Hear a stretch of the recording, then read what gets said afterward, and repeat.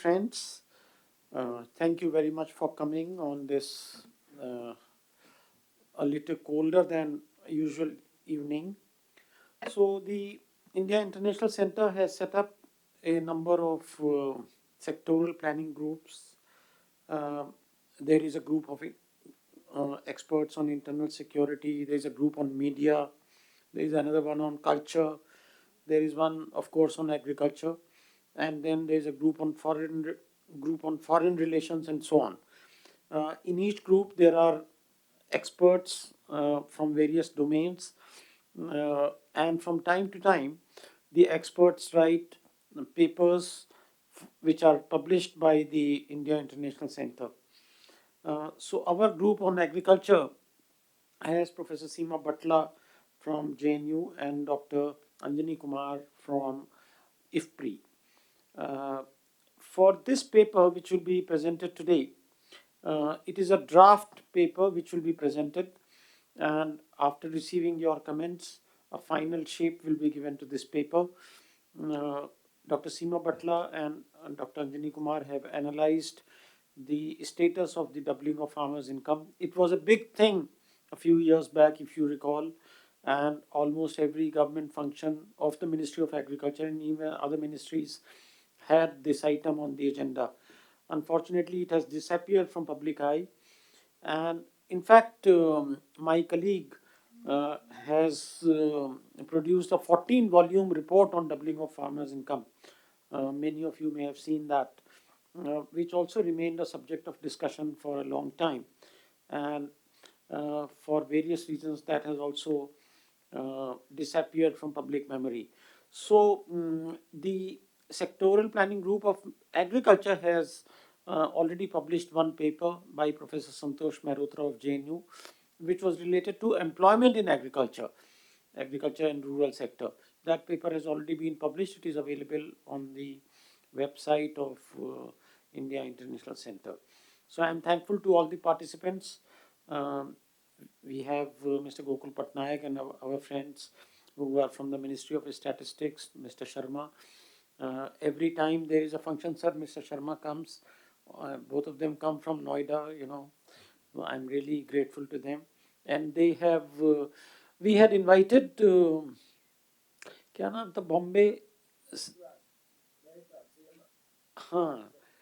So there was a very good discussion on statistics, which is being collected by them. They also contributed to that.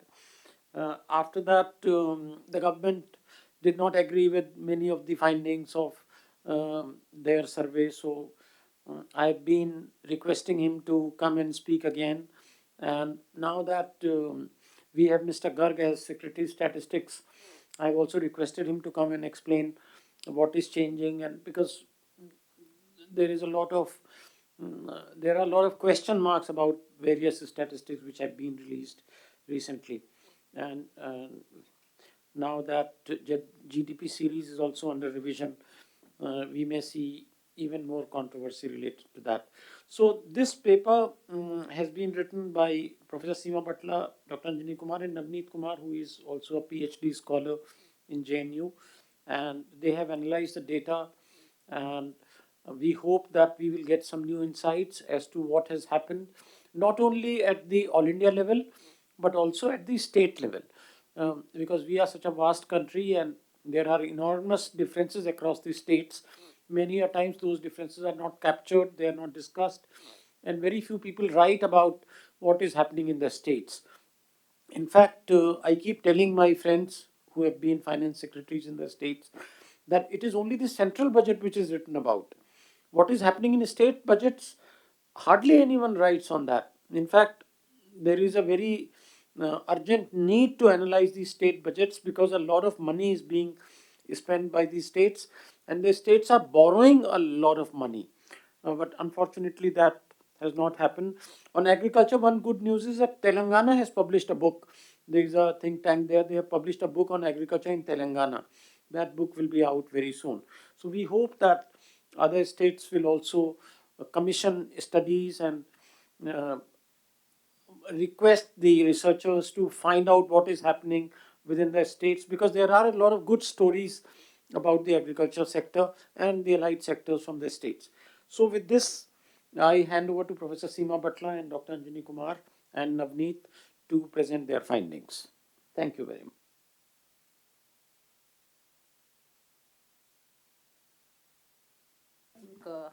IIC for having asked us to analyze farmers' income and providing grant to Navneet. So Navneet has been a great help in extracting, compiling, and analyzing NSS unit level data for 3 rounds, which was a very difficult task. Hi.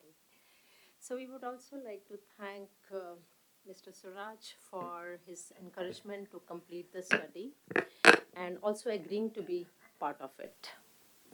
We have been reading and hearing an increasing discontent among farmers. On many forums, farmers have expressed that the prices of input barely equate with increase in the price of output, which results in lower returns.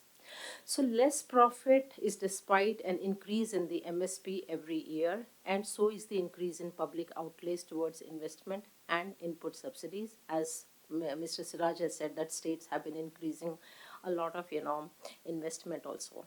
So also during the last couple of years, the terms of trade index have also began to move in favor of agriculture.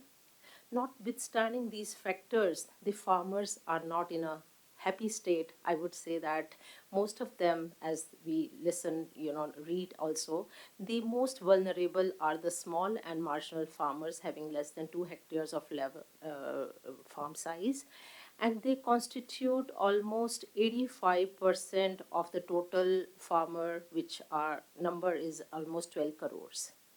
So farmers, I would say that they are also affected by a deceleration in the growth in output per hectare, that is productivity, along with frequent natural calamities and volatility in prices. So at a macro level, persistence of large interstate and intrastate productivity differentials and inequalities in farmer income is a matter of serious concern.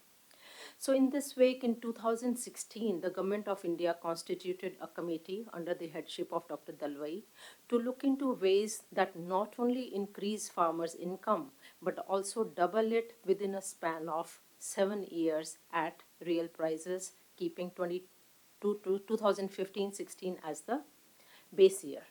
Fortunately, I was part of the DFI team and contributed one chapter.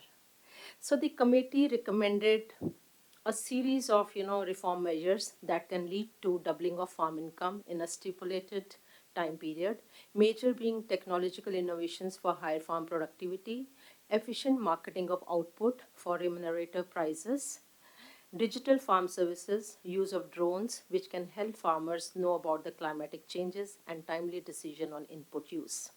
The committee estimated two scenarios. First is the business as usual scenario, which is based on the past growth rate in GDP at the state level GSDP, and second, an accelerated growth scenario whereby the states were to initiate measures in view of 7 sources of growth in agriculture. I have listed these 7 measures. One is the crop improvement in crop productivity, livestock productivity, resource use efficiency, cropping intensity, diversification towards value added crops, real prices received by farmers, and shift from farm to non farm occupation. Accordingly, the Government of India initiated a series of measures to achieve this target by 2022-23. Some of these include creation of ENAM, which was like before the DFI committee had formed. Then the Agriculture Produce and Livestock Promotion Facilitation Model Act 2017, intensification of budgetary allocations for schemes like PM Krishi Sinchai Yojana, institutional credit, soil health cards, neem coated urea, and so on. One of the major program which the government had initiated was the direct cash transfer through PM Kisan, and most of the states like Odisha, Telangana, West Bengal, they also came up with schemes like Kalia, Raito Bandhu, and so on. And the cash transfer scheme became very successful in most of the states because the farmers were very happy receiving the cash amount. But the literature, as far as on the impact of cash transfer is concerned, that is somewhat mixed. So there has also been increase in the subsidies on input. Next measure which the government had taken was to encourage farmers to use micro irrigation, solar panels, and in Punjab and Haryana there are also cash incentives given to save energy. Again, another initiative to have encourage agri startups, drones, app based information system, so that farmers can get information about the climatic changes. Then the hot potato, that is initiation of 3 farm laws in 2020, primarily aiming to improve marketing and price efficiency, but unfortunately they were repealed on the request of the farmers. So hike in MSP for cereal, pulses, millets have been going on, and there has been increase in the procurement of road grain under the centralized and decentralized procurement policy. So as of today, there has been increase in the coverage of farmers who are giving food grain to the state agencies, and the number is roughly 1.2 crores. The farmers, I mean, these many farmers have been benefiting. So we personally think that the government of India was aware that it is a Herculean task to double farmers' income solely from crop cultivation. So it added income from all the sources in its target. Also, going by the theoretical models on agriculture development and its transformation, it is very well understood that income from agriculture cannot grow beyond a certain limit. That is why in each model that I have listed here, considerable emphasis is laid on increasing labor productivity, knowing that labor productivity in agriculture can never match labor productivity in industry.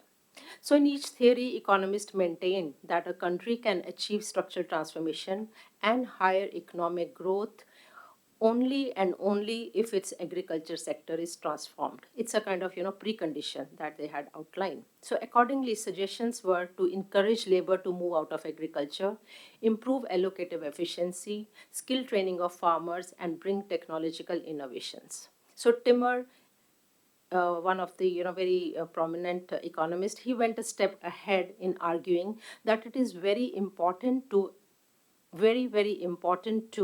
raise agriculture productivity, as it would result in lower prices, which would force labor to move out of agriculture, implying that the industry has to absorb labor. Industry has to absorb the labor. Second, the income elasticity of demand for agriculture commodities would increase at a decreasing rate. That is, with rise in income, the demand for food may not grow fast. Their consumption pattern would diversify to high value crops, fruits, and dairy products. So if we look at the experience, agriculture sector has largely been neglected not only in the Indian context but across many developing countries. India adopted an industry-led growth model post-independence, whereby agriculture was not given due importance. That is why we see stunted structural transformation, and also whereby what I mean by stunted structural transformation is that the share of agriculture GDP has been continuously declining to reach 70% in total GDP, but the labor force share in total employment continues to be high. At present it is 42% in total employment. So industry is becoming more and more capital intensive. As a result, labor is barely exiting from agriculture, implying persistence of low levels of labor productivity in agriculture. I think agriculture was given importance only during the 60s and 70s, when the country was confronted with serious problems of hunger and poverty. Higher food production and achieving food security at the national, household, and individual level became the only concern. Large investments in irrigation dams enabled gains from high yielding varieties and made India food secure, but at the cost of large regional disparities in crop productivity and income gaps, as the focus was largely to grow food grains, that too in the northern part of the country. Government procurement at MSP enabled these states to gain the maximum from Green Revolution, which eventually spread to southern parts of the country. So we do understand that regional disparities may be due to unique characteristics of agriculture in each state, but investments and innovations are required in each state, which unfortunately has not taken place. We therefore, think that setting up of the doubling of farm income goal was actually good, as it has sensitized all the states about the hardships that the farmers face and compel them to initiate serious measures to maintain growth in this sector. In fact, it has also helped in changing an approach of wanting farmers to produce more food to maintain food security without thinking about their income.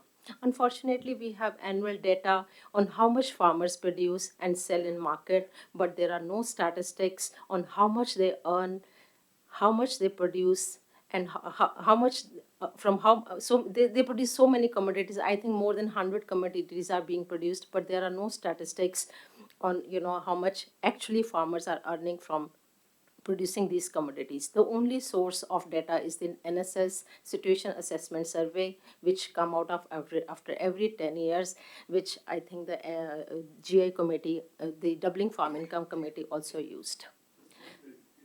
Yes, sir. No, it is doubling of farmers' income at real prices, taking income from all the sources. No, not of agriculture households. But since there is no data on farmers' income in India, so we had rather the committee on doubling on farmer income also used agriculture household data. And in our study also we used the agriculture household income because there is no information on farmers' income. Yeah. I think it is agricultural households income only, and then farmers per capita of that household's income is taken as a farmer's income. No, that is okay. What is the target? Target is to double the agriculture household income or farm income. Not farm income, farmer's income Farmers' means income. including non-source, Not- non-farm. yeah. So now, the doubling of farm income committee used data for 2002, 3 and 2012, 13. So by 2020, we had one more round of NSS data available. So we used 3 rounds of data to make an assessment of farmers' income as per farm size and social groups and estimated how far we are closer to the goal of doubling of farmers' income. So this exercise is followed by estimation of interstate convergence in income to understand the level of disparity and reduction in income gaps. Based on the findings, we have drawn implications. So as I said that we have used 3 rounds of data and there were difference in the definition of farmer in one of the rounds. So we made the data compatible to be on the same footing that all the 3 rounds have similar definition of farmer, and we used compiled the data accordingly. So the sources of farmer income group, there are many sources of farmers' income, so we categorize them into 4 categories. One is the crop cultivation, second is livestock rearing, third is wages and salary, and D, that is non-farm business, in a way some indicator of rural industrialization. So estimates were converted into real prices at base 2015 and 16. And just for everybody's information, that we are using net income. No, from everywhere. Because in this category, there were a number of, like one is Manrega, one is the wage and salary as per, one family member. Yeah. So non-farm business is primarily the some small businesses that farmers may be engaged in, right? But otherwise, wages and salary, we have taken one group, which include Manrega and remittances also. Like if one family member is working outside, so whatever wages and salary that person is getting, contributing to the family's income, that is also taken in this. So now we constructed 2 scenario. One is the business as usual scenario based on the NSS data. We looked at the benchmark year income, that is in 2018 and 19, and used this benchmark year data to arrive at the terminal year income using the year-on-year growth rate in agriculture and allied activities based on the GSDP from 2019 to 2020 to 2022-23. So we compared this income with the GOI's accelerated income scenario, which they had estimated for 2022-23. So the non-farm income as such, the committee had proposed that it would grow at 5% rate of growth, but we have taken as per the GVA only across all the states. And another thing is that, there are a couple of, problems in data relating to northeastern states and union territories. So we just, compiled them together after cleaning and sorting of the data. The last objective that we had done is the estimation of interstate convergence in farmers' income, that we have done an empirical exercise based on unconditional and conditional absolute and beta convergent hypothesis based on the neoclassical growth models. So here is the monthly net income of agriculture households from all the sources. As you can see, I'm just pointing it that in current prices, the income in 2002 was 2,000 rupees approximately, which increased to 6,500 and then to 10,000 in 2018-19. But if we look at it, the income in the constant prices at 2015-16 base, income which was 5,600 approximately in 2002 has gone up to 9,200 rupees, 2,000 rupees monthly. So across the state also we see large variations in the increase in the income from various sources. If we see the average farm household income, net income from across the states, certainly there has been an increase in income in every state. There's not even a single state where farmer income has not increased, but the major increase has been in Gujarat, Haryana, Punjab, UTs, as I said, combined, and northeastern state, as I said, combined. And Jammu Kashmir also, there has been an increase, phenomenal increase. So if we look at the annual rate of growth in farmers' total net income, we find that there has been the growth rate was 3.7% during 2002 to 2012. Yeah, it's CPI, Consumer Price Index. Agriculture. Yeah, yeah, yeah. AL, sir, AL. Yeah. So now this income growth rate has gone down from 3.7 to 2.5%, but across many states, the growth rate has been high, especially in Andhra Pradesh, 5%, then Haryana, 5.8%, then Chhattisgarh, 5.4%, Rajasthan, 6.3%. So there is large, interstate variation as far as growth rate in farmer income is concerned over a period from 2002 to 2018. All India average is 3.2%. So one important thing which we have, seen from this data is that there has been change in the composition of farmers' total net income. So earlier, the farmer used to earn very less from livestock. This is livestock. This share was hardly 4%. In 2012, this share increased to almost 6%. And right now in 2018, this share is now 15%, which is a phenomenal change that we have noticed not only at all India but across so many states, especially in the low income states. Sir, it says livestock and other activities. So we haven't no idea in the NSC. Yeah.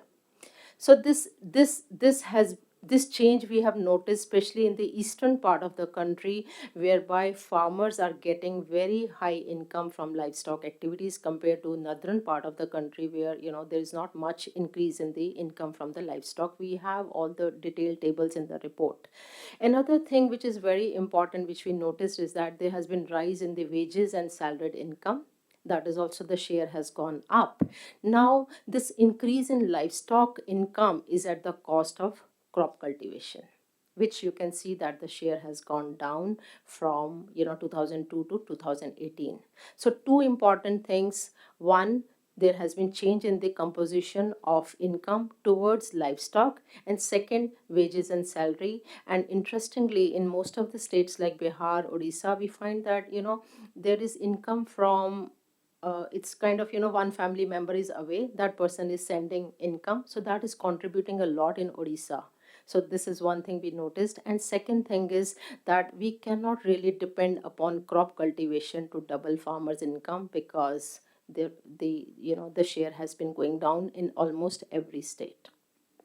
So now another important thing is that we say that there has been inverse relationship between farm size and productivity, and so many economists have laid stress on this inverse relationship. Now from this study, what we find is that there is a direct relationship between farm size and income. We see that as the farm size increases, income also increases. So there is a direct relationship, and in many states, this relationship is found to be direct, which means that the small and marginal farmers remain at the lower ebb of income, and the rate of growth in income of the small and marginal farmer is also not very high compared to the large farmers and medium farmers. So large farmer is having more than 10 hectare of land. So there is this inverse relationship, means that the small and marginal farmers are not getting their due share as compared to the large farmers. So if we see income as per social groups, again it is very interesting, and there's a lot of variation across the states. So we see that farmer income is not very different across the social groups, although the upper caste and OBC are earning much higher compared to the ST and ST, but the gap is not that high, which means that there is progress on this account compared to progress at the as per the farm size. Now, this is the income which we have estimated. This is the estimated income in 2022-23, that is farmers' net income from all the sources, and this is the accelerated income growth given by the Doubling of Farm Income Committee. So the Doubling of Farm Income Committee had estimated that the income of farmers per year will increase to 1,72,000 per year, but we find that it has increased to 1,30,000. So there's a shortfall. So we also bifurcated income as per farm and non-farm, and we found that the major, difference, or I would say the target that has been achieved for DFI is hardly in a few states. At the macro level, at all India level, there is a shortfall of 25% in doubling of farmers' income. And across many states, the shortfall is very high, and in some states, it is very low, which means so many states have taken initiatives to improve agriculture growth. So this is just a summary table which shows that the states which have already achieved the target, that is Bihar, Uttarakhand, UTs combined. So the states which are very close to doubling of farm income target, that is there's a shortfall of less than 20%, are Andhra Pradesh, Assam, Chhattisgarh, Gujarat, Jammu Kashmir, Maharashtra, Rajasthan, and northeastern states. So shortfall that is between 25 and 40% is in Haryana, Himachal, Karnataka, Kerala, Tamil Nadu, MP, and Uttar Pradesh. And these are the states where shortfall is very, very high. Punjab being the highest, earning state, where farmers are earning 5 times more than the other states, they have a shortfall of 40%, and they are not able to meet the DFI goal. So this is all about farmers' income and where exactly we stand as of today. So may I request Dr. Anjani to take it forward? Thank you, Dr. Seema, and thank you to IIC for giving us the opportunity to make first analyze and then make a presentation on this important topic.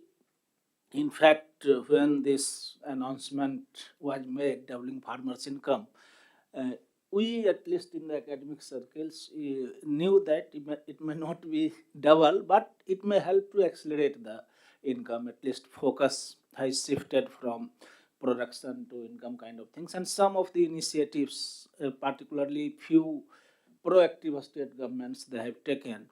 So in the next, we have also tried to analyze what has been the convergence, whether the disparity or inequality across a state, across class, and across farm size has been increasing or decreasing. So in that perspective, we have tried to analyze. So before coming to that, I just would like to highlight in the recent years, if we look at then the global per capita income, the difference in global per capita income between developing nations and the rich nations in the West, that have declined, which was contrary to the 100 years ago of the history. Earlier it used to be more, but that, and there are several explanations are being given that marginal returns to the capital in now industrialized world or developed world is less, and also the emergence of BRICS in the global map of the economy, Brazil, Russia, India, and China, that has also reduced this. And that output per capita, this also led to the decline in the inequality of income across the developing nation as the developed nation. But whether that decline in inequity percolated to the developing countries also, to India also, or not. So some of their studies, they have shown that after economic reforms, there has been substantial reduction in the absolute number of poverty, but inequality has increased. Means the gap between income of the top 10% and 50% of the bottom, that has widened in India, it has widened in China and many other developing countries also. So it is in contrast to the global gap between developing and developed nation. Within country it has increased. So if we look at convergence, our analysis showed that there has been some tendency of convergence between the among states, but the speed of convergence is slow. Further, there has been deceleration in the speed. If we look at the speed of convergence between 2002 to 3 and 2012-13, the speed was little higher. But during the next period, 2012-13 and to 2018-19, so it has even means some the speed of convergence has declined. Convergence is bound to happen because the poorer regions in any case will grow a little faster that because of the poor base, low base. So this is true. But what happens again, the semi medium large farmers, the speed is more. Means the income of a large farmers in Punjab or income of a large farmer in Bihar, they have shown the higher tendency of convergence rather than the marginal farmers of Punjab or marginal farmers of Bihar. So this is the kind of situation. There is a speed of convergence among the marginal small farmers is lower than the speed of convergence of medium and large farmers. Next, please. So I think Dr. Seema has already mentioned that how much we have been able to achieve.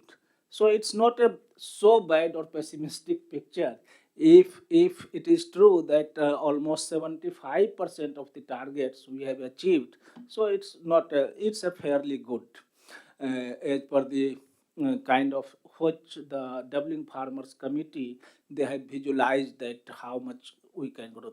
But there are certain messages emerging. One is that diversification, and diversification one has to diversify. I think earlier also people have pointed out that if you want to increase the farmers income, diversification may be one of the strategies. And when I say diversification, it is not diversification only within agriculture but outside agriculture also. So and our data and analysis have also shown that the economy of the farmers, agricultural households economy, it is diversifying, and particularly the low income states, Jharkhand, Bihar, Orissa, West Bengal, UP, they have shown relatively higher share of income from livestock sector, even more than 35%, and including wages and salary. One clarification, sir, just you asked wages and salary, because the data, they did not have disaggregated that whether these wages are from agriculture work or from non-farm work, and that is the limitation of the data availability. That's why it is combined wages. Whether we do not know how much share of wage from non-farm activity and how much share from the farm activities, but wages and salary, they are there.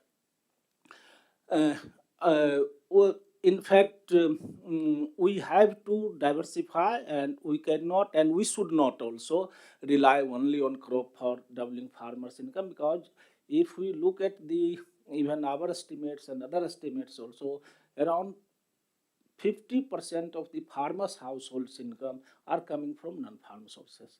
So when the debate was initiated about doubling farmers' income, there was ambiguity that whether farm income or farmers' income. So it is farmers' income which matters also. It's not that only farm income. That is there, and I believe, given the size of the land holding in India, given the average size of land holding, agriculture alone cannot be sufficient for taking care of the farmers' well-being.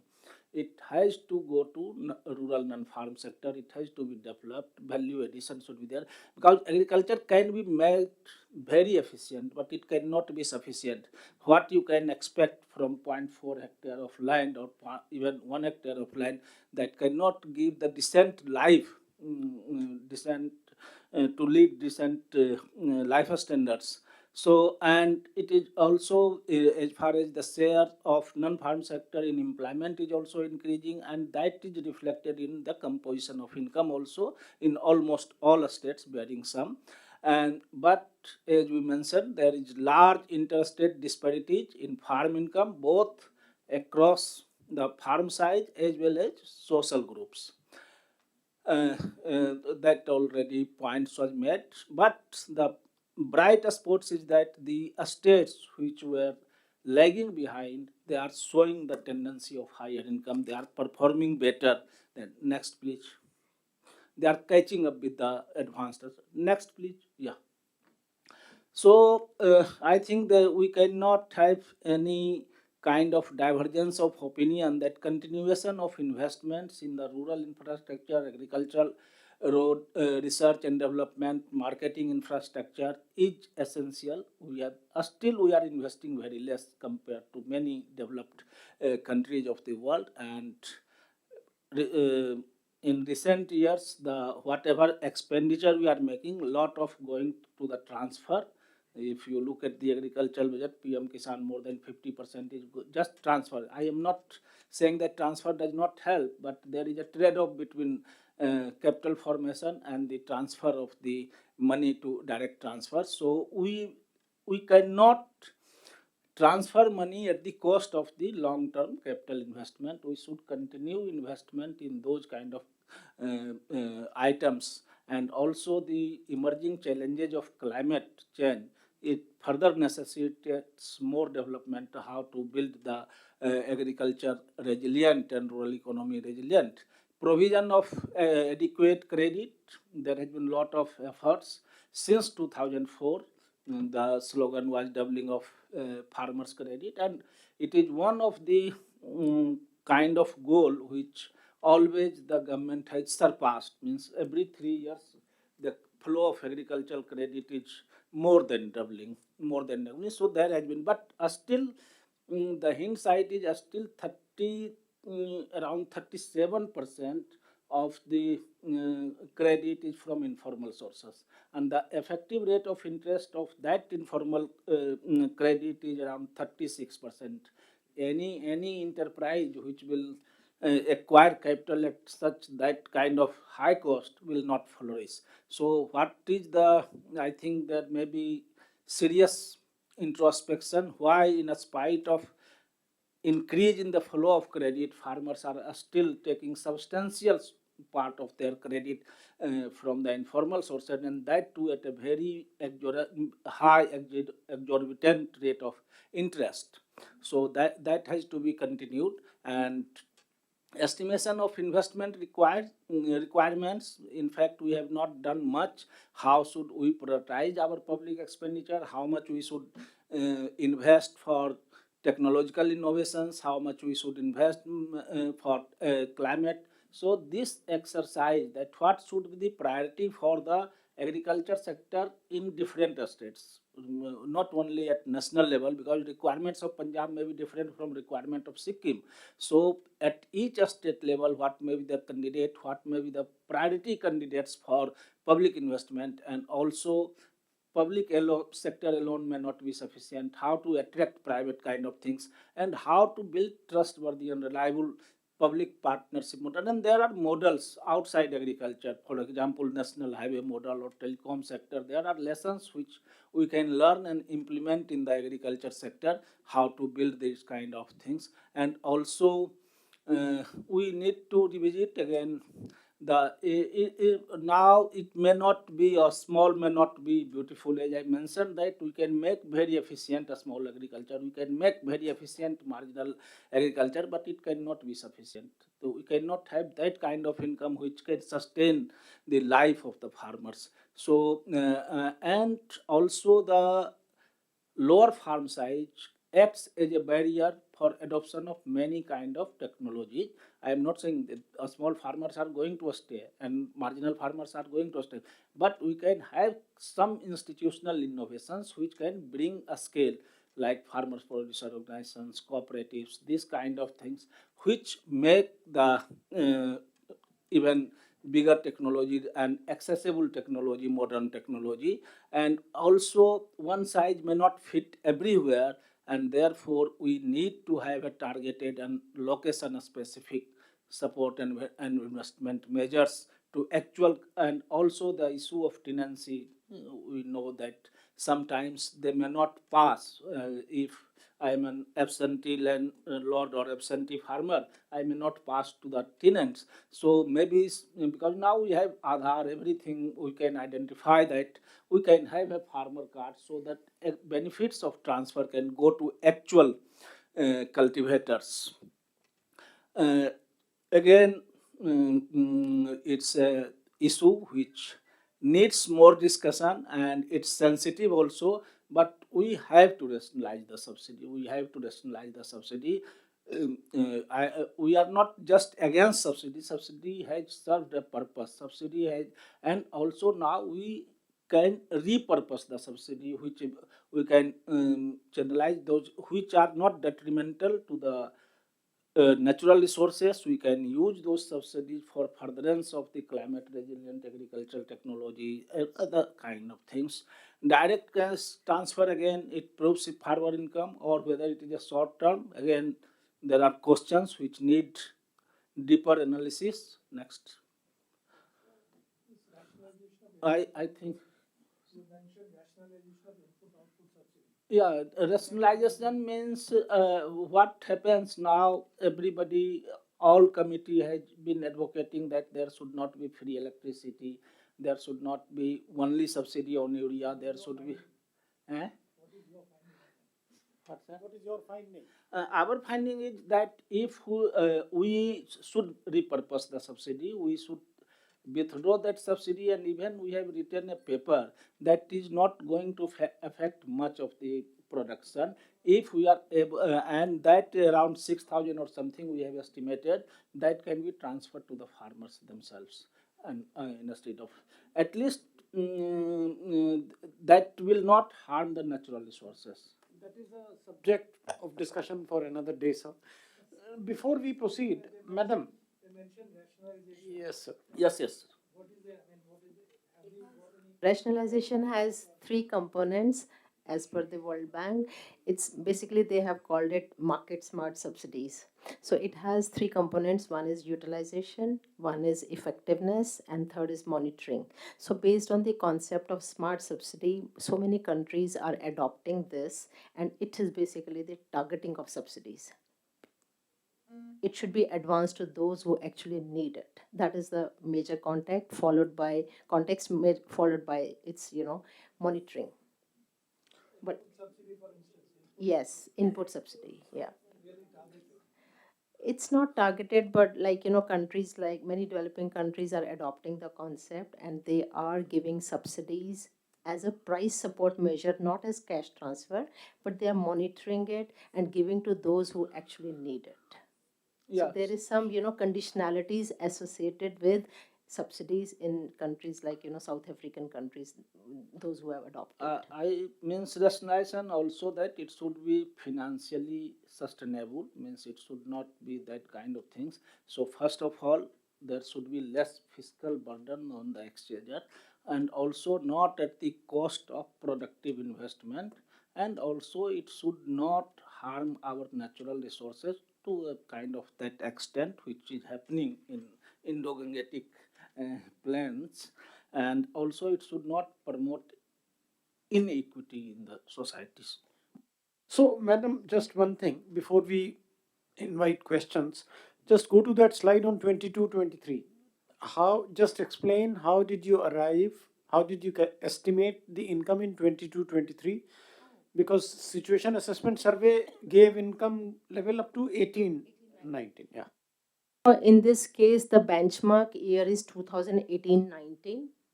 So we estimated that as at real prices. So based on the 2018-19 benchmark year, we extrapolated that benchmark year based on the GSDPA for every year, 2019, 2020, 21, and 22.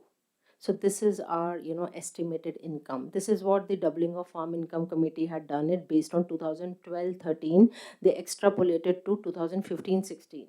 So we followed the same approach and extrapolated to 2022-23. It's a kind of, this is what it is. This is what has happened till 22-23 as per the GDP, agriculture and allied activities. GSDP of agriculture. GSDP. So if we take the state level, we have taken, sorry. No, from agriculture and allied activities. Yeah. So in case of non-farm business, the data was not available and we took 5% as, the rate of growth to estimate the non-farm income. Yeah.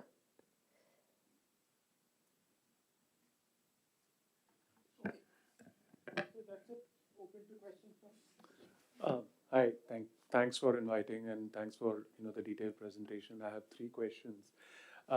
First question is on the slide which talks about income by land size. Could you just go to that slide? Yeah. If I understand this right, what you're saying is someone who has large land makes more money than someone who has small land, correct? Isn't that intuitive? जितना जमीन होगा उतना production करेगा? It is intuitive. Okay. Yeah, I thought maybe I'm missing something No. because you specifically said, some kind of inversion. I was like, so straight away. Okay, this is one question. The second question I had was going to the recommendations where you're talking about, investments in R&D and marketing and, irrigation, blah, blah, blah. Now, do you have any sense of what percentage of the government budgets should go to which of these? My very basic understanding is that a very large percentage of the government budget, which is close to 2 lakh crores now, goes into just the urea subsidy. And then, other things are like a small component. So what is your recommendation? Should R&D, for instance, be 25%? Should irrigation be 50%? Do you have any sense on that? If you look at the budget documents, we did one more study together. Okay. And, as per the official statistics given by the National Account Statistics, 15% of the total investment goes into irrigation. Okay. Out of total investment made in the country, 15% go to agriculture, which is actually irrigation. It's not agriculture per se. 25% goes to subsidy, input subsidy on account of fertilizer, power, irrigation and credit we just estimated on our own. So 1,000 billion is approximately the fertilizer subsidy.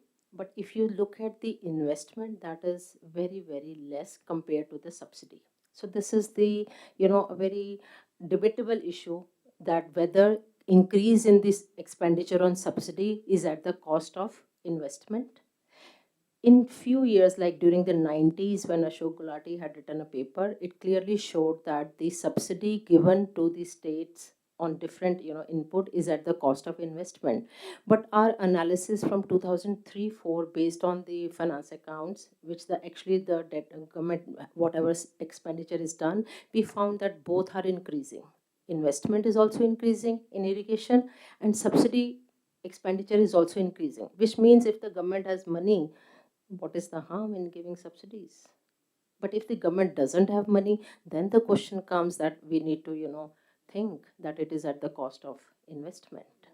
So he is also asking, we have done prioritization based on the marginal rate of return to if we invest 1 rupee, so what will be the return? Right. So it was coming rural road 1 or agriculture R&D second position and subsidy was coming 6th, 7th. Yeah. Right? So that's quite interesting. Subsidy being the 6th. But not as a part of this paper, but we have done. So what is the broad finding from that analysis is that if government has 1 rupee extra to spend. Where should government spend in agriculture? So we found that in low income states like Odisha and all, the demand is more for irrigation. In case of Punjab and Haryana, the marginal returns of spending one additional rupee is more in education and health. Very interesting. So in Odisha, Bihar and all, we did analysis across the states and marginal returns are very high from irrigation and a few subsidies like fertilizer you are saying. But Punjab, Haryana, the returns from subsidy are very, very low. And one common thing across all the state is that very high returns, 9% from R&D. Wow. Yeah, so that is, then it itself explains that India is hardly spending 0.4% of GDP on R&D. Smita is here, ICR, recommended. In other countries, it is 3% of GDP. We are spending only 0.4% of GDP in agriculture on R&D. Thank you. Last question, third question. You spoke about credit, and sometime back I was involved in distributing credit to agriculture industry. Basically, at the farm level, we were trying to distribute credit, and one of the issues we saw was a lot of these farmers had taken credit in the past, and they had not cleared the history. Most of them didn't even remember that they had taken some loan, they thought they had paid off, and so on and so forth. So I don't know, from a government scheme or plan or whatever it is, there is a conscious effort to clean the credit history of farmers, because many cases it's just bad documentation. It's not bad intent or bad action, it's just bad documentation. Are you aware of something happening in that? Shweta is here. She may like to say something on this, but I, Shweta, so why don't you come directly? I don't think there is any lack of intent on the part of the farmer or the government to forget data of loans. There are many issues on. Thank you. There are many issues on the agriculture credit history, but I'll tell you the context what Siraj is bringing up. We had done a study where we surveyed about 4,000 farmers on farm loan waivers. And we had found out that many truthfully paying farmers were actually disincentivized because there were aspects or prospects of farm loan waivers, and therefore many would choose not to pay back. So it wasn't clearly that the farmer genuinely intended not to pay back. It's just they didn't pay back because there's an ecosystem like that, or there could be a system where they are not mainstreamed into institutional credit.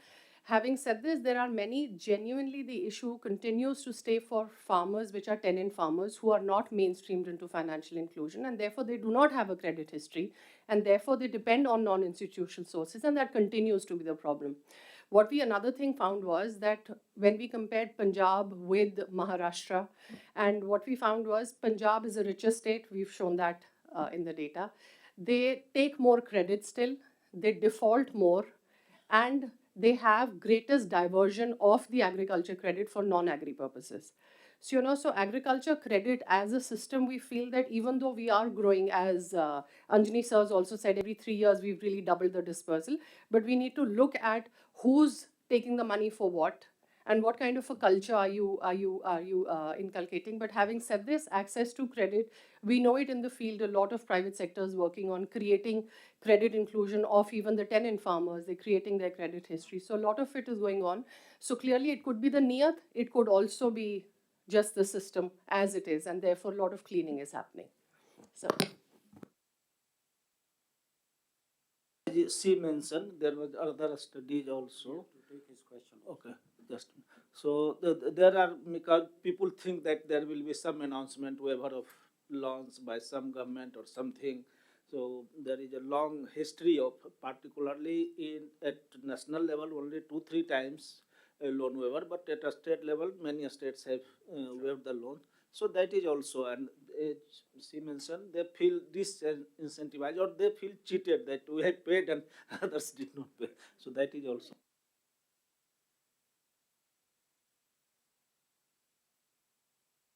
Maharashtra will Sir, have another round of loan waivers. In the So, public, yes. sorry. Let us take him first because he Dear all, when it comes to doubling farmers' income, food processing sector offers a huge scope in terms of employment, investment, income generation and also fulfilling the vision of making India a manufacturing hub. But what are the existing bottlenecks in the food processing sector currently? And have we been able to utilize the maximum potential in this sector? I can answer to this since I have written a book on food processing, analyze the investment, analyze the productivity of the unorganized sector and the organized sector. So food processing sector is very vast. We analyzed at 3-digit level starting from 101 NIC code to 170 up to textile. So, all the segments are not growing. Just a few segments are growing, that is textile, right? So similarly, in the unorganized sector, small units like papad making, they are growing. Vikas is working on his PhD thesis on unorganized food processing sector, and he may add. So there is, there is growth is taking place, but not as envisaged by the Ministry of Food Processing. This is number one. Second, productivity is not that high across the sector. There's huge investment in the organized sector, but the total factor productivity which we had estimated, that is still not high. So the one reason why productivity is very low in food processing segment is that their cost of production is very high. We don't have those technologies which can match with other developing countries. So we are not at all competitive as far as food processing is concerned. We are a very high cost producing food processing segment, and how many people can afford? That is one of the reasons. Yeah. Ma'am, do you think that food processing sector will be able to address the issue of disguised unemployment prevailing in agriculture? The expectation was that it is a sunrise sector and government gave many fiscal incentives to promote food processing. But if you see the latest data, the employment growth, as I said, is only in a few segments. Each and every segment is going into, high capital intensity. So labor is not required. And this is the main problem with agriculture, that labor is not able to move out of agriculture to industry as envisaged by our economist. Lewis Lelo, Johnston Lelo, all the economists had envisaged. So we didn't do a proper planning whereby labor has to move out to food processing or other segments. So somewhere we have lagged. But yes, it is the requirement. Unless and until our agriculture commodities are processed, agriculture cannot grow. Yeah. Thank you for the presentation. My question is, who is a farmer?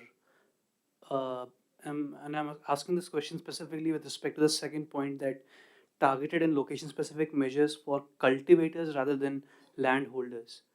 How do you determine that? And whose incomes are we doubling? Is it the landholders? Is it the tenants? Because sometimes that identity itself is very tenuous. Yeah, thank you. As far as estimates are concerned, there are 12 crore farmers, landowners, 5 crore women farmers. We don't have whether they have land rights or not. Approximately 4 to 5 crore tenants, right? So we go by the definition what the committee had given. They were considering only the farmers, that is, who are the cultivators. They didn't include women, they didn't include tenants, they didn't include labor. I mean, as far as I can recall. They can be tenants, they can be laborer, means human, those who are cultivating and earning certain amount, at least that much amount, 3,000 or 3,500 in that, Yeah, 4,000 4,000. from the farming activity. So they are farmers. Now a farmer may be tenants only, a farmer may be cultivate, means owner and tenants also. Suppose I have 5 acres, I have leased in 1 acre, so I may be falling in both categories. So there will be very less proportion of exclusion of the tenants, because exclusively tenants will be number short. But even those tenants should not be left out of the benefits of, for example, fertilizer subsidy. Suppose we are giving DBT, sometimes drought is there or floods are there. If we give compensation, that should go to tenants, because they have spent the money in the inputs and also that when we are telling that it should include tenants, we mean that there should be also. Otherwise, means farmers, those are engaged in cultivation. So I have two, three questions. Number one suggestion that we are using CPI, AL and RL for deflating it. I think it should be CPI-R because we are not dealing only with the agricultural labor and rural labor. This is my just observation. Now we are extrapolating it. I think your assumption is too big. We can cross-check the data because I am surprised to see when you have shown that Bihar has achieved. If we analyze the PLFS data, let us cross-validate it. Real wages, it is a negative growth, or you can say almost a zero growth between 17-18 to 22-23. Similarly, if you see the agriculture, so any growth coming here in the form of extrapolation, I think it is an extrapolation, overestimation. Now,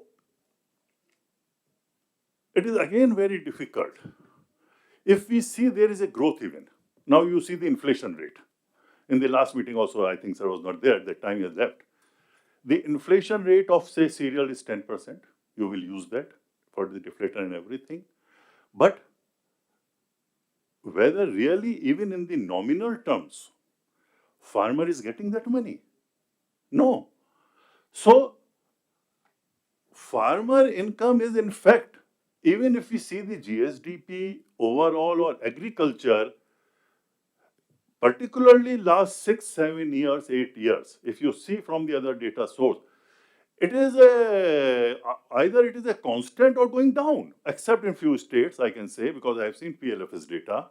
You may say in Andhra Pradesh, Kerala. So, I have my very strong reservations by taking GSDP growth and this thing, and the reliability of these things are a different issue. So, we have to check it from the expenditure approach, not from the GSDP at all, even it is agriculture or total. So, we can get the expenditure also from NSS Consumer Expenditure Survey. Maybe you will not get for 2017-18, तो नहीं मिलेगा. It's available right now, 22, but 23 we available looked है. at the CMI data for rural and urban up to 2022-23. So what we could, but I mean, your suggestion is good that we need to cross-check. But from that survey, what we could find from 2014 to 2022, there is change in the consumption pattern among rural households towards, allied. But we can check Yeah. from 17-18. I think the PLFS data is available from Okay. PS 17-18 to 22-23. Wages of agriculture household or the earnings from household, that can be cross-checked. I think there is no harm in cross-check. We can cross-check, but as far as the other point you're concerned, that agricultural GDP, I think if you see reliability, we cannot comment here, means whatever data, but I think broad trends, the official statistics also cover. Otherwise, it will always grow, it will not go down. So, agricultural GDP during 6-7 years, in fact, it's modest, 3 to 4%, ranging between 3 to 4% growth. In fact, during COVID, it was the only sector which grew. Other sectors even declined. So it's not that. And as far as Bihar is concerned, it's not that absolute income has increased like Punjab. But the base was very low, only suppose 5,000, that has gone up to 9,900. So they achieved what was their level during 2015-16, not that their income has increased and they have become equal to Punjab or Maharashtra or something like that. So, and again, if you look at the Bihar statistics for the last 15 years, there has been growth. Because base was low, so more visibility of growth is there. I'm saying is not this. GSDP may be agriculture in Bihar may be 5%, but farmers' incomes are growing at the rate of 5%. This is a different issue. Number one thing, these are two different things at all. 5% may be reliable. Simply, I can say if GDP is growing at the rate of 6%, real, So- the income is growing at the rate of only 3% or 3.5%. Situation assessment survey is about the farmers' income. It's not about the GDP, and it is from the households data, and subject to limitation of any survey, because we rely on the response of the farmers and other studies, for example, even Narega and other kind of things. If you see, there is a divergence between official statistics for Narega and from PLFS, because they are telling whether I am employed or not, but here even the work is getting done by JCB or something like that is to be recorded.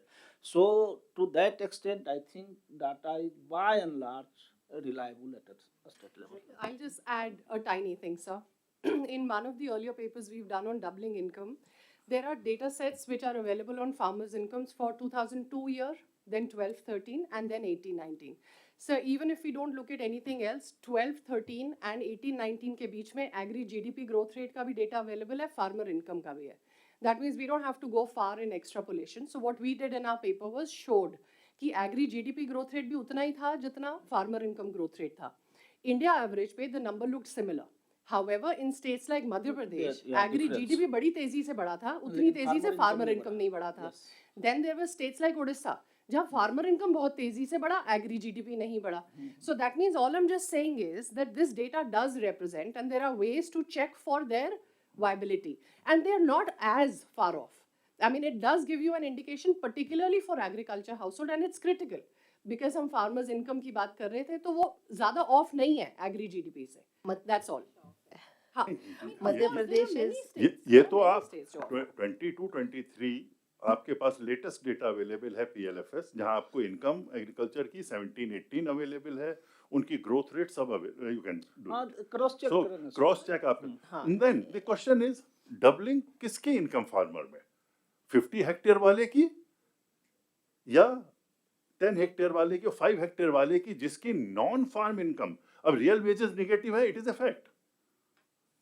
और जितने भी छोटे farmers हैं उनकी income non farm activity से ऊपर है, ज्यादा है पर्टिकुलर. सो क्या उनके वेजेस निगेटिव होते हुए अगर फार्मर्स इनकम डबल हो गई, तो शुड आई एज्यूम कि रियल ग्रोथ 15-16% है, which I am not ready to accept on table without any concrete proof. What I am saying.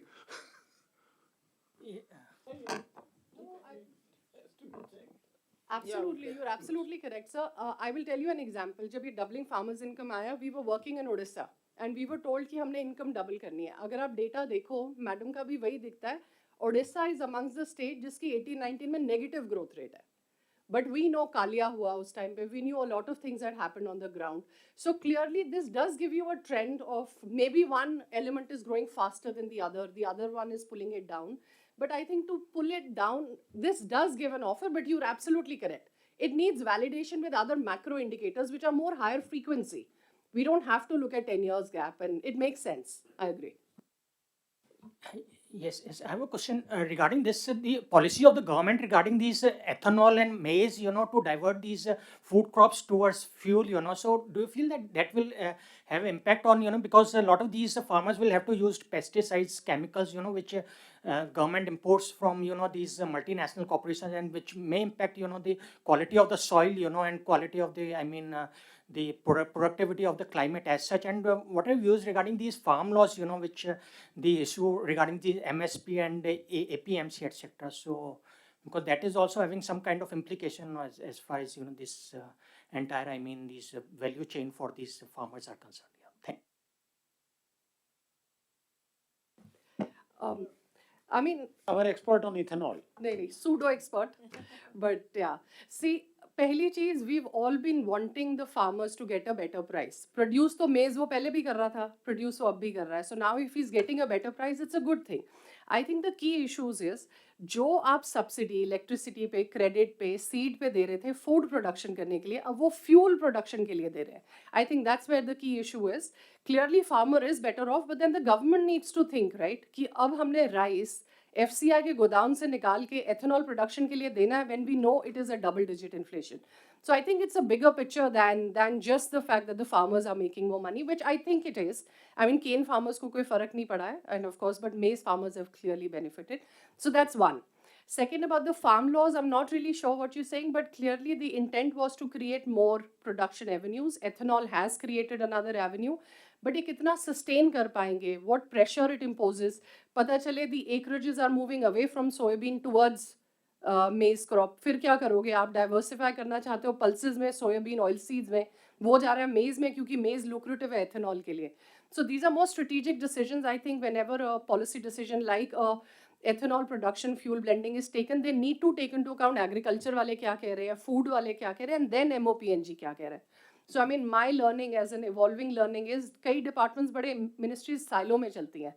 किसी ने सोचा हमें फॉरेक्स बचाना है and they are up for it, और मे बी सरप्लस ईयर था, फिर एलनीनो आया, सब जाग गए कि भाई इतनी तो क्रॉप नहीं है. आई थिंक ये बड़ा टू एंड फ्रो है, इसमें sir So, you know, experts are here. They can tell us why convergence is not across the ministries. Because we are seeing that the imports are rising as far as pulses are concerned, and even of these agriculture आप वो छोड़े, मेज का import हमने इतना कभी नहीं किया था पिछले 10 सालों में जितना इस साल किया है. पोल्ट्री इंडस्ट्री मेज पे चल रही है जब एथेनॉल के लिए मेज जा रहा है. So The real worry is that in the next Kharif, it is quite possible that farmers in Madhya Pradesh and other states will switch over from soybean to maize. They may switch over from cotton to maize and even tur to maize. Sir, even wheat to maize in Rabi. And many people fear even from wheat to maize in Rabi crop. In fact, the soybean prices are still below MSP because the soya meal prices last year at this time were 40 rupees a kg. Now they are 28. And why their prices are low are because when you are making ethanol from maize, you are producing DDGS, which is meal, which is selling for 13 rupees. So if 13 rupees, if a poultry farmer, poultry business can buy protein for 13 rupees, why should he pay 20, even 28 for soybean? So we are working on this. We have written many times against the ethanol policy, especially the ethanol policy from grains. मगर sir नक्कार खाने में तूती की आवाज है तो कौन सुन रहा है?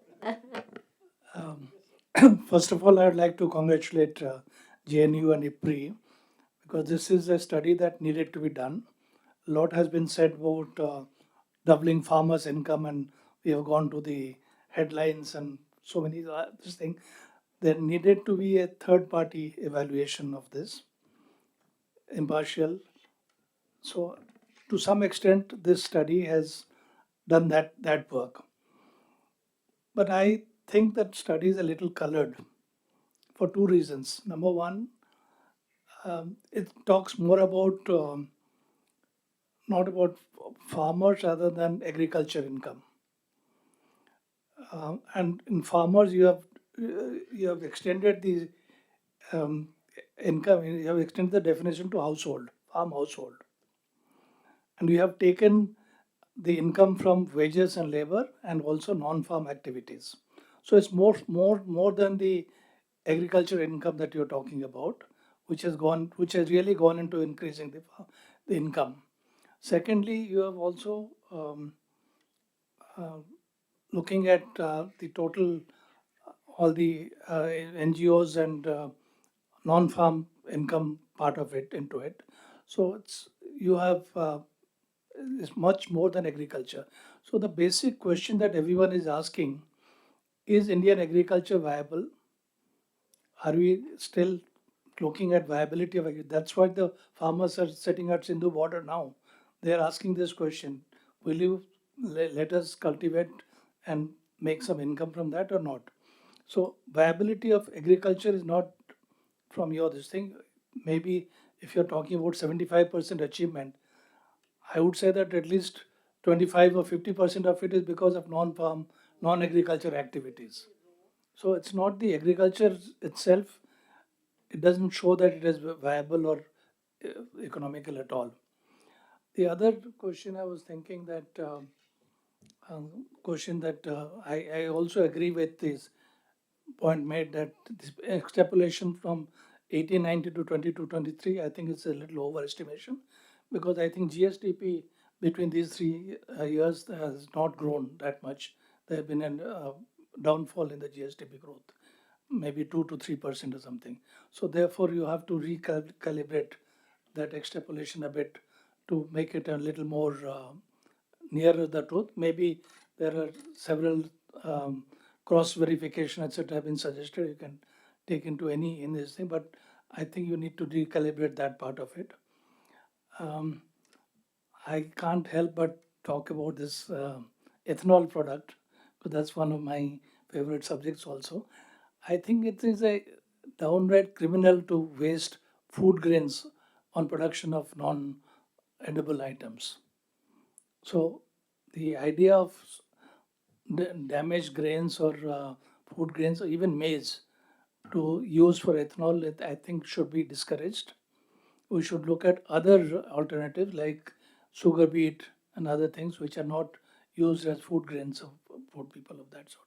And it is available all over the world, entire Europe and Russia. They they produce ethanol and sugar from sugar beet. And we have tried it here. It is possible to grow sugar beet at a very viable stage. I don't know. There's a question of which comes first, chicken or egg. There's no, people are not growing sugar beet because there's no processing unit, and no processing unit is set up because people are not growing it. So that's cycle, vicious cycle has to be broken sometime. And maize is, I don't think maize is an answer, because maize is also an edible product, and in all over the world it should be used more for edible purposes where nutrition value, effect is more. Therefore, I think maybe Sweta and you can look at that part of it out. For adding your voice, because we seem to be quite alone in that. But one thing, sir, which I would like to point out in the situation assessment survey, PM Kisan was not added to income. No. And remittance was also not added to income. So remittance was. The There is a column on pensions? remittance. So Remittance remittance है, is pensions added. नहीं है जो अगर Pensions. welfare scheme में pension मिल रही है वो For सब नहीं है. example, I'm just asking, the marginal labor, thousands of marginal labor go and work in Surat and other places. They send their money back to the household. Was that added to your household income It or is not? added. If that was added, that is a, I know that's a That is added. total. And you know, another thing which I wanted to clarify is that we have a separate section on farm income in the report.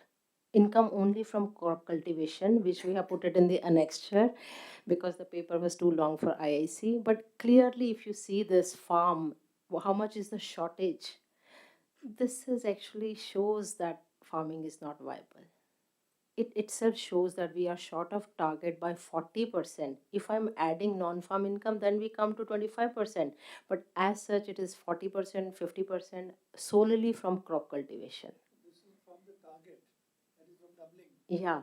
So no. In general also. I'm wondering whether in real income sources we have in general we have also. added anything or not, because Sir, I hear stories about No, in general. we have estimated the income from crop cultivation. Operational income is in positive. It may not be high.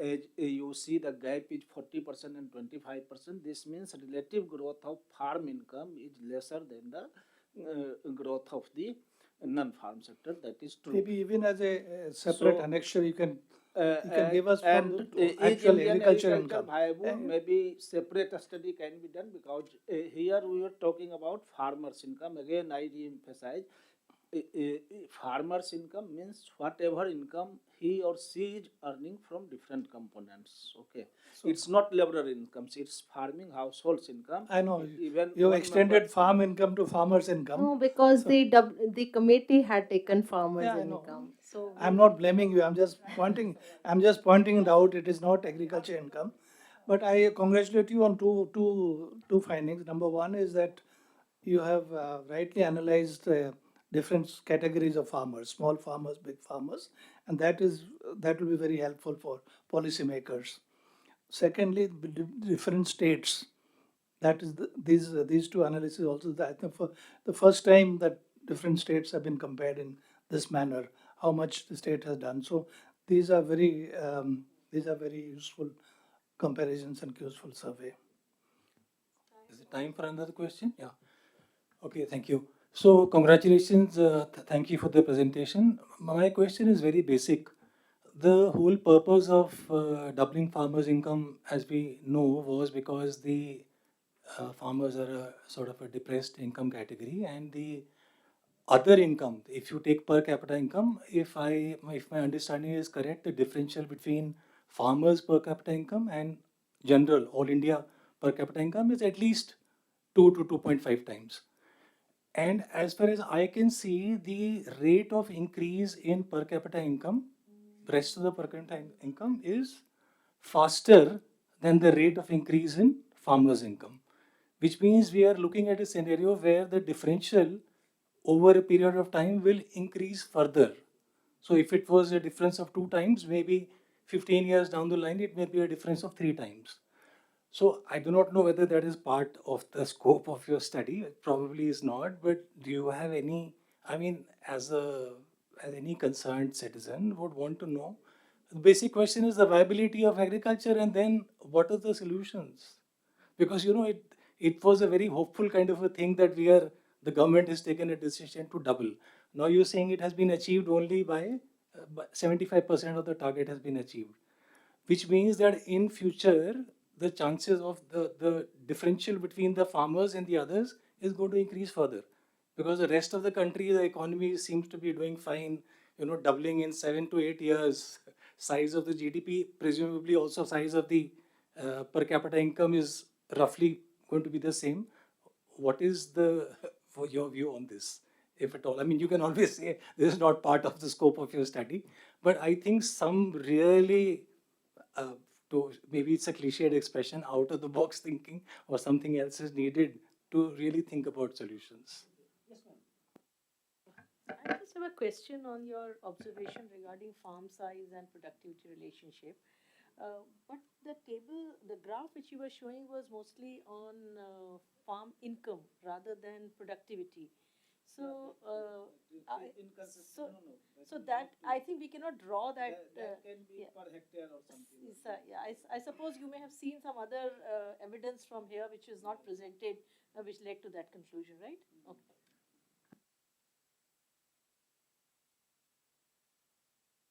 Minus, it means if suppose 100 से 200 होना था, तो it is 120 or 160 percentage terms में. No, हाँ. 120. हाँ, minus 40 means what? This income was, it is 69,000 right now in 22-23, but the government had put a target of 116. So this is the percentage, this is the difference which I estimated as percentage. It is percentage, huh? Yeah, percentage. So in your calculation, it is 120. So, then it is 120 on the growth is coming only 2.5% or 2.6%. So, हमारा कहना है 2.56 तो ऐसे ही आती रहती है हमेशा. इसके लिए कोई एफर्ट या मतलब कोई बड़ा कि हमने somehow it is 2.6 is coming.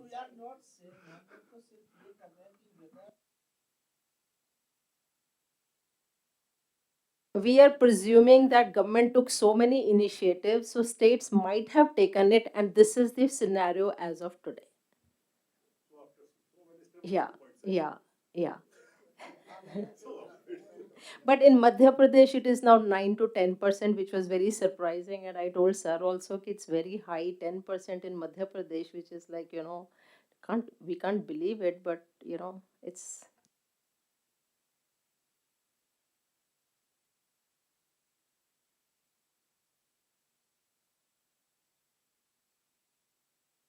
Robust.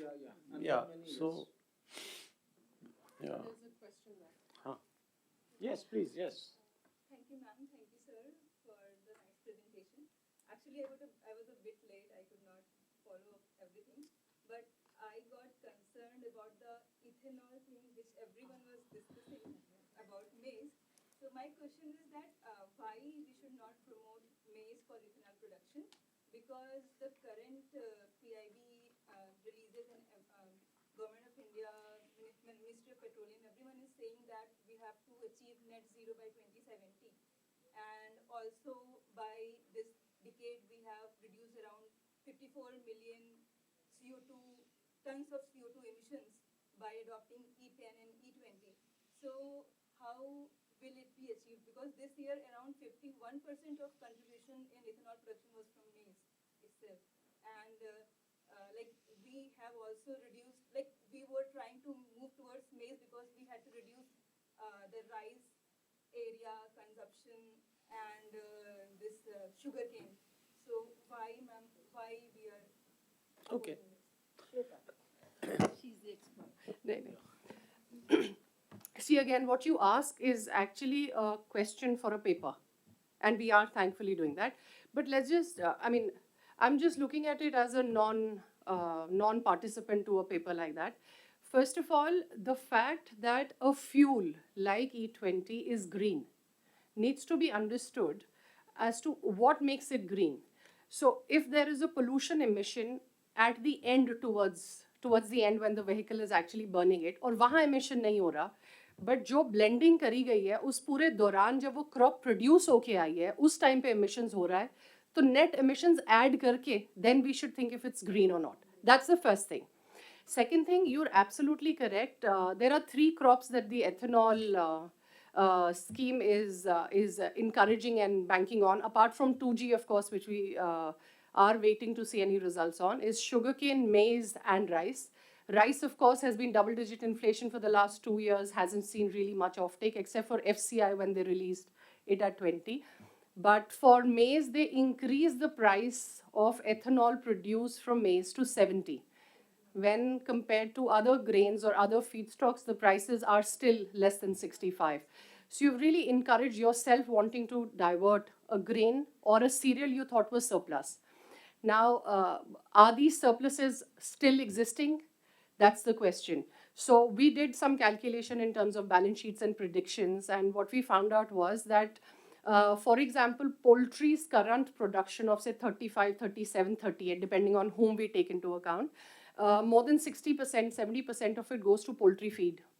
Poultry feed industry is growing at anywhere between 8 to 15%, depending on what you take as an average. Then there is a starch industry, then there is an alcohol industry. All of them need maize, and so does ethanol now. Now, the thing is, if the crop was that robust, then the country would not have imported more than 1 million tons of maize that we did in the current crop year. So clearly, there is a opportunity cost of a crop going towards fuel as compared to if it could have gone towards feed for poultry that goes into the essential food item of Indians, or it could have been consumed by the starch industry or the alcohol industry. So I think this is basically a trade-off. First, the question arises, would that still be a green fuel? If yes, are my car efficiencies going up or down? If my car continues to be, the auto parts continue to be what they are, my efficiency would continue to fall by 7% every year, documented. So if my efficiency goes down, I'm burning more fuel for the same kilometers. The fuel itself may not be green. I'm taking away some of the grain away from poultry, away from starch, and giving it to ethanol. So these are some key questions, but there is no dispute about the fact that yes, at the term of final burning, it is a greener fuel. It does save us forex because you are importing lesser. But then you're also importing lesser of the byproducts that could have come out, like naphtha, kerosene. These were byproducts that would have come out. You any which ways continue to need them. Then you were earlier exporting maize. Now you are importing maize. So there is a loss of forex there. So there is a lot of nexus that one needs to study, and we are writing about it. And that's a nexus of food, fuel, and feed that we have been studying. And so that continues, but having said this, I think it's a bigger picture. And if you are surplus in a crop, that's when the ethanol blending policy was created. You could have sustained, but then the surpluses in terms of climate change have not really sustained. So you had an El Nino year, most of the crops burnt out, you didn't know what to do, double-digit inflation. So I think that's critical. So it's going 2 steps forward, coming 3 steps backward. We'll see where it goes, but yeah. No, so young lady, you should remember that our ethanol program is also highly subsidized by the government. So we are giving quite a lot of subsidy on ethanol, which is not yet properly calculated. Navneet, you wanted to ask something, say something. You are a co-author, say something. First of all, thank you so much, Siraj sir, Anjani sir, and Seema ma'am for giving me an opportunity to work with them. It's been a great experience, and I really would, incorporate the suggestions that have been given by all the people sitting here. And not much to speak. I'm still young, trying to work on my topic. So I'm working on agrarian relations in Uttar Pradesh, about to submit my thesis. And that is what I have to say. Thank you so much. If you really want comments on this, will it be possible to circulate the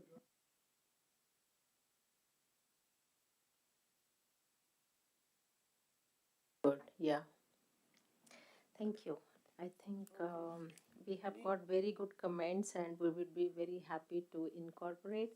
और अपना credit के लिए कह रहे थे ना, so the moment we talk about credit, उसमें defaulter कितने हैं, कितना पैसा है, this and this, you know, we worked on credit subsidy also, Dr. Anjani and I.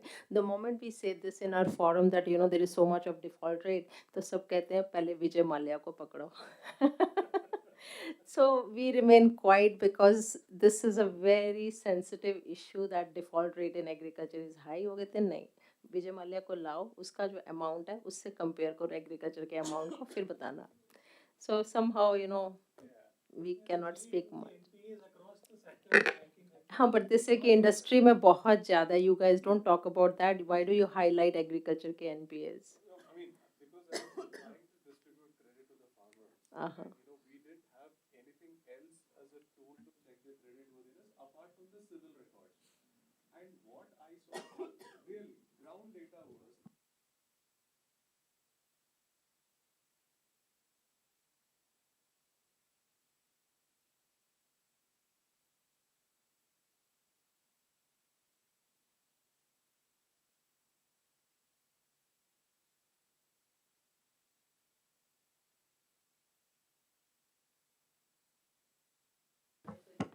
No, but I think the burden should not be on the farmer, but on governments. I genuinely believe it.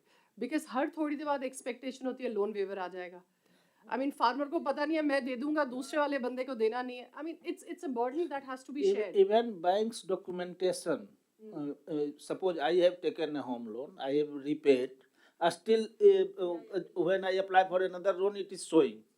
तो ये bank वाले भी supply side भी बहुत problem है. They are not clearing the documents, they are not rechecking the documents and they are not doing. Vehicle loan में maximum का जो अमाउंट पे कर दिया है आपको शो करेगा, बिकॉज हम भी नहीं जाते हैं उसको रजिस्ट्रेशन को जमा करने, नहीं करते हैं. तो ये तो ऑटोमेटिक है, आपका पैसा आ गया तो it should be just automatically, it should be clear.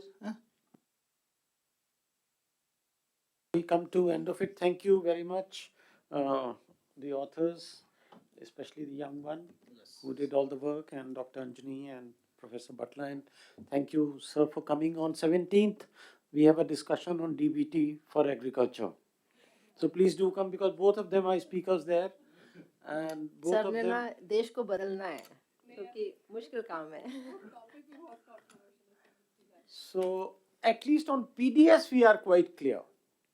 Shweta and I have written about that, that part of PDS should be through DBT, but we are not so sure about agriculture subsidies, and the reasons are many, which we will discuss on 17th. So if you are interested and you get time, please do come on 17th, 6 p.m. Thank you very much. Sir, can we have a photo? Sir, can we have a photo? Do photo, yes. No, standing. खड़े रह के.